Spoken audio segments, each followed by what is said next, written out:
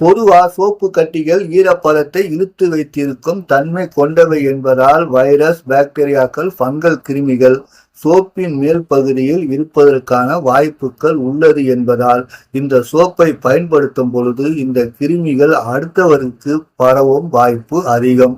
ஒரு சிலர் சோப்பை பயன்படுத்திய பின் நுரையுடன் அப்படியே வைத்து விடுவார்கள். இந்த சோப்பு நுரையில் பாக்டீரியா ஒட்டி கொண்டு இருக்கலாம் அல்லது வேறு ஏதேனும் சரும நோய் கிருமிகள் இருந்தால் இதன் பாதிப்பு சோப்பு நுரையில் இருக்கலாம்.